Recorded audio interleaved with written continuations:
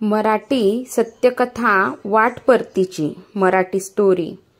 नभ उतरून आले पण न बोलता निघून गेले। आस लावलेल्या शेतकऱ्यांना मात्र दुःख झालं, जाणीव झाली, वेदना झाला। संकटात सापडलेल्या त्यांच्या समोर जाणाऱ्या ढगांची सरळ वाट धरली। त्याला काही सुचेना, कोणाला सांगायला हवे, कोण मार्ग काढून देईल, माझ्या दुःखात कोण मला मदत करेल। नुसती आशा, निराश न होता वर बघत दिस गेला मावळतीला।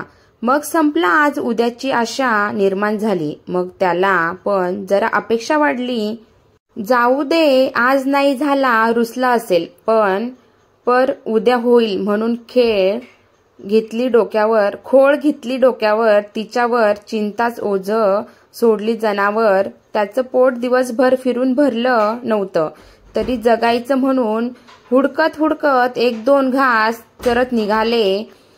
चरत निघालो मालकाच्या मागे लगबगीने घराकडे जायला। निघालो म्हणून जाताना एक दोन ओळखीचे भेटले। त्यांनी विचारपूस केली तर जाताना पावसाचं काय कसं व्हायचं आपलं असं बोलून विसरलेल्या प्रश्नाची उकल डोक्यात सुरू झाली। पावलं जड झाली।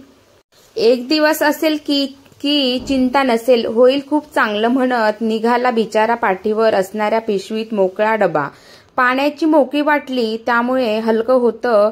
7 वाजले। घरी जायला गेल्या लहान मुलं ओरडत आली। त्यांना बघून सारं दिवसाचं काम, त्यांचा ताण त्यांच्या हसऱ्या चेहऱ्यावर हसू बघून थांबलं। जड पावली घरात गेल्या आशा ठेवून बसलेली कारभारीण हसत बोलली, उशीर केला का? व थांबा चहा ठेवते।